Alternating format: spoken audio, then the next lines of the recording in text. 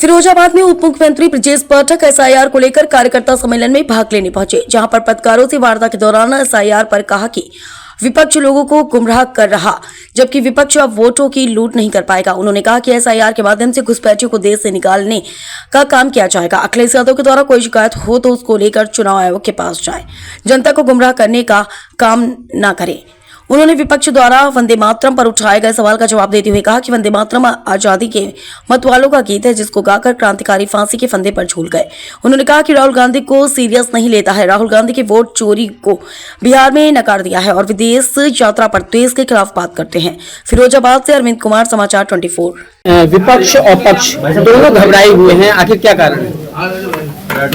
भारत निर्वाचन आयोग के निर्देशों के मुताबिक भारतीय जनता पार्टी के कार्यकर्ता प्रदेश के सभी बूथों पर जाकर के एसआईआर के नियमों के तहत गणना प्रपत्र फार्म भरवाने का काम कर रहे हैं और हम सबकी प्रतिबद्धता है कि लोकतंत्र की शुचिता बनाए रखने के लिए मतदाता सूची में जो अनुमन्य है संविधान के मुताबिक मतदाता, उनका नाम अंकित होना चाहिए और जो घुसपैठिए हैं, अवैध मतदाता हैं, उनका नाम डिलीट होना चाहिए। हम सब एक नागरिकों के बीच में एक अभियान चला रहे हैं कि ऐसे सभी लोग जो घुसपैठिए के रूप में आपके क्षेत्र में रह करके नाम दर्ज करा लिए हैं, या जो मृतक हैं, या जो बच्चों के नाम भी बहुल्य इलाकों में जिनका जहां जहां बहुल्य है उन लोगों ने दर्ज करा लिए हैं, 14 साल के, 15 साल के, 11 साल के, ऐसे सभी अवैध मतदाताओं का नाम हम डिलीट कराने के लिए बीएलओज को सूची सौंप रहे हैं और जो आम नागरिक हैं उन तक पहुंच करके हमारे कार्यकर्ता गणना प्रपत्र फार्म भरवाने का काम कर रहे हैं। 16 तारीख को मतदाता सूची के प्रथम प्रारूप के प्रकाशन के उपरांत हम सब उस सूची का गहन अध्ययन करके जो मतदाता रह गए हैं, नए मतदाता जो 18 वर्ष के हो गए, उनका फार्म भरवाएंगे।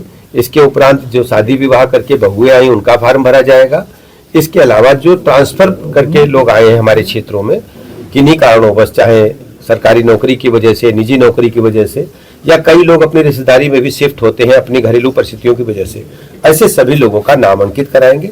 इसके अलावा जो अपने बूथ को छोड़ करके दूसरे गाँव में दूसरे बूथ पर रहने चले गए हैं, उनका भी फार्म फिलअप कराने का काम करेंगे। ये गहन मतदाता सूची पुनरीक्षण कार्यक्रम वो पहली बार नहीं हो रहा है इस देश में, आजादी के बाद कई बार हो चुका है। इससे पहले भी हाल में 2002 से 3-4 के बीच में हुआ था और इसमें घबराने की कोई बात नहीं है। बिहार में शुचितापूर्ण, पारदर्शिता पूर्ण सूची बनने के उपरांत चुनाव हुआ है। बिहार में आरजेडी के जंगल राज को बिहार के जनमानस ने नकार दिया। समाजवादी पार्टी और कांग्रेसियों के पेट में यही दर्द है कि समाजवादी पार्टी के गुंडा राज को, जंगल राज को आज भी उत्तर प्रदेश के लोग भूले नहीं हैं। खासकर फिरोजाबाद के लोग अच्छी तरह उनके गुंडा राज, जंगल राज को जानते हैं और यही उनके पेट में दर्द होने का कारण है।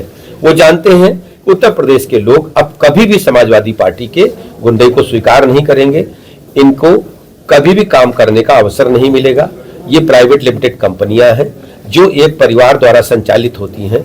लोकतंत्र की अवधारणा के मुताबिक, बाबा साहब भीमराव अंबेडकर की सोच के मुताबिक ये पार्टियां काम नहीं कर पा रही हैं।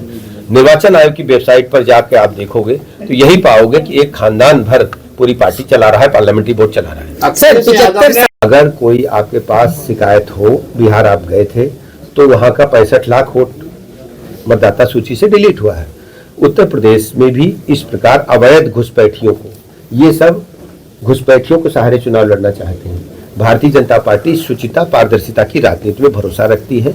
बाबा साहब भीमराव अम्बेडकर के संविधान के मुताबिक हम जन जन को जोड़ करके माननीय मोदी जी की गरीब कल्याण योजनाओं के माध्यम से उत्तर प्रदेश के लोगों का भरोसा जीते हैं और उत्तर प्रदेश सरकार ने 17 से लेकर अब तक लॉ एंड ऑर्डर में अभूतपूर्व सफलता हासिल की है। आज उत्तर प्रदेश एक निवेश के लिहाज से, उद्योग के लिहाज से और रहने के लिहाज से बेहतर डेस्टिनेशन बन चुका है। सर, अखिलेश यादव ने कहा है कि चुनाव के समय पर जो पैसा बांटा जाता है इससे लोकतंत्र बहुत कम। आप पूछिए उनका क्या हालचाल है। उनके पास इस प्रकार की बयानबाजी के सिवाय, गुमराह करने के सिवाय कुछ नहीं है। पेट में दर्द होने का कारण यही है। अखिलेश यादव ने 150 साल बाद, अखिलेश यादव ने ये आजादी के 75 साल बाद, देखिए वंदे मातरम जब गीत गाया गया आजादी की लड़ाई में, स्वतंत्रता संग्राम के दीवानों ने इसको गा करके हंसते हंसते फांसी के फंदे को चूमा। और आज जब इतना बड़ा कार्यक्रम पूरे देश दुनिया में वंदे मातरम की गीत की चर्चा हो रही है, तो भारतीय जनता पार्टी ने और हमारी सरकार ने इसको बहुत ही, मैं कह सकता हूँ, श्रद्धांजलि अर्पित करने के लिए ये इस कार्यक्रम को आयोजन किया। वो फ्रीडम फाइटर्स जिन्होंने देश को आज़ादी दिलाई, उन्हें श्रद्धासुमन अर्पित करने के लिए इतने बृहद स्तर पर इसका गान भी कराया और आज संसद में बहस भी हो रही है। हम सब जानते हैं कि उस समय के तत्कालीन सत्ताधीशों ने, खासकर कांग्रेसियों ने, इसमें कई उपवंतों को छोड़ दिया जो भारत माता के गौरव गाथा का गान करते थे।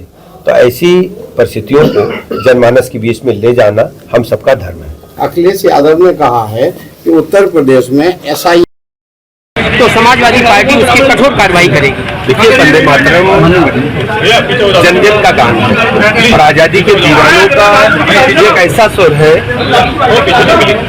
जो प्रत्येक व्यक्ति गाना चाहता है।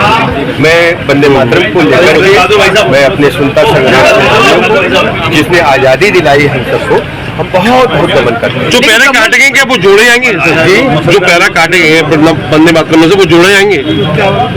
अब ये पार्लियामेंट की बहस हो जाए तो फिर आपसे बात तो प्रोफेसर साहब की बात